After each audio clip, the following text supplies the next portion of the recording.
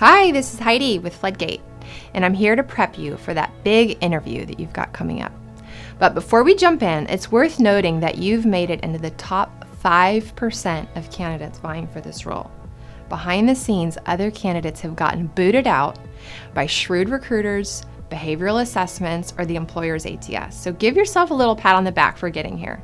Obviously, landing it isn't enough, so let's dig in and cover the top 4 things you've got to do to make sure that you are the clear standout come interview day. Number 1, review. What have you done well and been recognized for? You'll want to gather all your attaboys together into what's commonly known as a brag book. This might be stack rankings, a quarterly or annual reward, president's clubs, or anything else significant.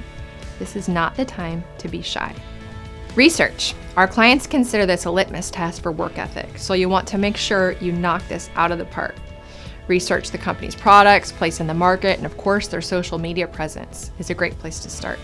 An added bonus of seeing what they're up to on social and what others are saying about them is that you'll be able to pick up on some cultural nuances, how they communicate, what they value, etc.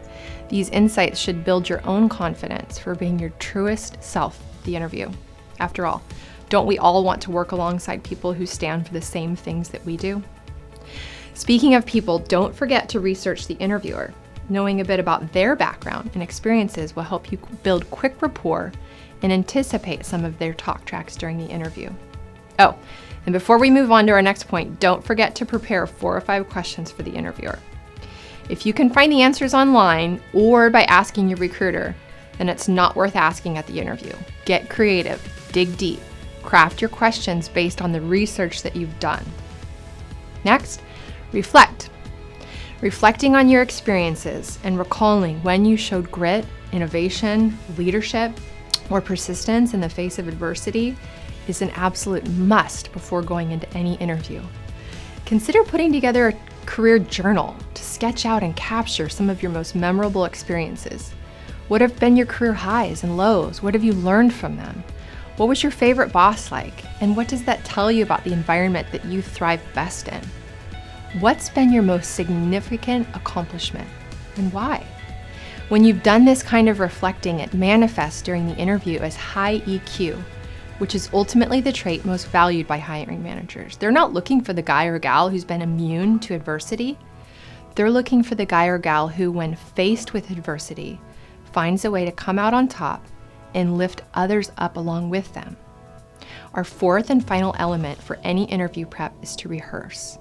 Knowing your story and how to articulate it well is not something that just happens, it takes practice. Go through your resume with a trusted friend and rehearse walking them through your background in 3 minutes or less. Make it interesting, draw them in, and engage them, just like you would if you were in front of a customer. Practice answering those common interview questions. Tell me about a time when they inevitably ask, why are you interested in coming to work for us? Don't wing it.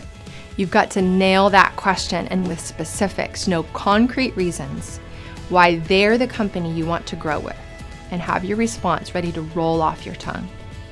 Be sure to check out the sequel to this video on how to crush the interview once you're there.